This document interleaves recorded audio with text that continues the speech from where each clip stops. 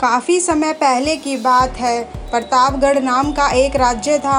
वहाँ का राजा बहुत अच्छा था, मगर राजा को एक सुख नहीं था। उसके कोई भी संतान नहीं थी और वह चाहता था कि अब वह राज्य के अंदर किसी योग्य बच्चे को गोद ले, ताकि वह उसका उत्तराधिकारी बन सके और आगे की बागडोर को सुचारू रूप से चला सके। इसी के देखते हुए राजा ने राज्य में घोषणा करवा दी कि सभी बच्चे राजमहल में एकत्रित हो जाएं। ऐसा ही हुआ। राजा ने सभी बच्चों को पौधे लगाने के लिए भिन्न भिन्न प्रकार के बीज दिए और कहा, अब हम 6 महीने बाद मिलेंगे और देखेंगे कि किसका पौधा सबसे अच्छा होगा।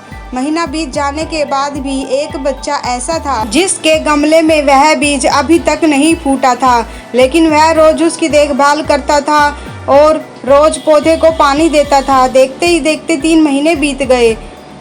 तभी उसकी माँ ने कहा कि बेटा धैर्य रखो, कुछ बीजों को उगने में ज़्यादा वक्त लगता है। और वह पौधे को सींचता रहा। 6 महीने हो गए। राजा के पास जाने का समय आ चुका था, लेकिन वह डरा हुआ था कि सभी बच्चों के गमले में तो पौधे होंगे और उसका गमला खाली होगा। लेकिन वह बच्चा ईमानदार था और बच्चे राजमहल में आ चुके थे। कुछ बच्चे जोश से भरे हुए थे, क्योंकि उनके अंदर राज्य का उत्तराधिकारी बनने की प्रबल लालसा थी। राजा ने आदेश दिया, सभी बच्चे अपने अपने गमले दिखाने लगे, मगर एक बच्चा सहमा हुआ था, क्योंकि उसका गमला खाली था।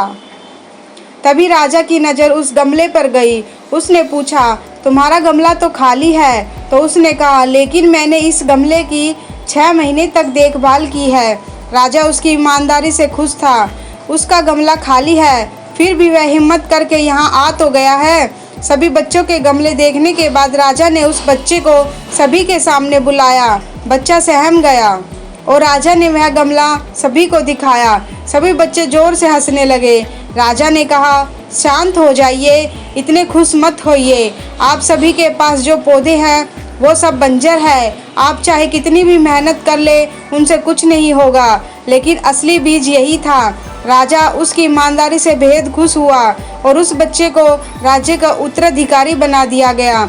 लेकिन हमें इस कहानी से क्या सीखने को मिला? मेरे हिसाब से अपने अंदर ईमानदारी का होना बहुत ज़रूरी है।